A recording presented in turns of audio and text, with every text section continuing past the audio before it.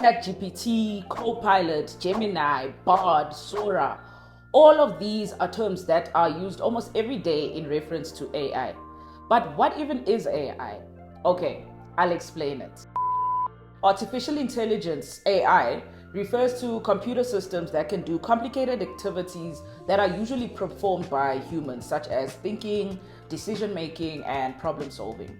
So AI essentially provides robots with human-like intellectual processes, like the ability to reason, the ability to discern meaning, the ability to generalize, and to learn from previous experiences. There are many different branches of AI, like machine learning and natural language processing.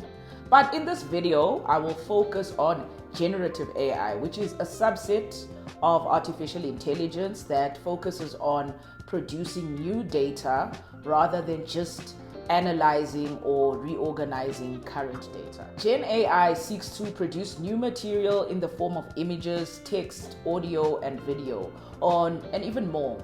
Gen AI involves training models to recognize patterns and structures in existing data and then applying that knowledge to produce new original data. And it includes a variety of approaches as well as architecture that enables systems to create content like videos, images, writing, music, etc. How it works is that generative models analyze huge data sets to identify underlying traits and complexity.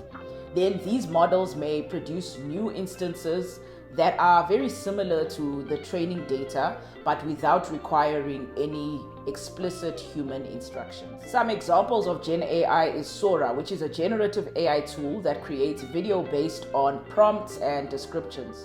Another example is text generation tools using Copilot and ChatGPT, where it receives an input or a prompt and then produces human-like content and responses.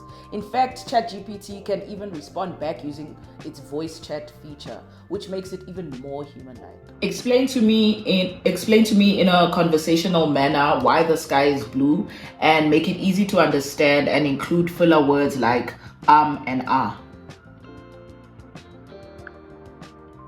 The sky looks blue because of how sunlight gets scattered in the air. When sunlight reaches Earth, it hits molecules like oxygen and nitrogen, scattering the blue light more than other colors, making the sky look blue to us.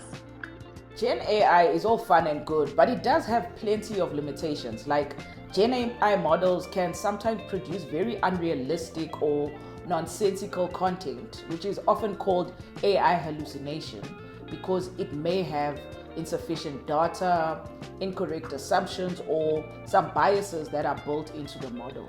And then finally, there are plenty of ethical concerns around AI, especially around the risk of generating harmful or biased content. As we can see, generative AI, in fact AI as a whole, displays some very exciting advancements in technology that can sometimes blur the lines between reality and fantasy. I don't know. Have you used AI maybe in your day-to-day life, or just try to explore with it? Let me know in the comment section below. And just like that, we now know a high-level understanding of what AI is, specifically generative AI. Don't forget to follow 8th Avenue for more tech concepts and tech terms explained, and I'll explain it.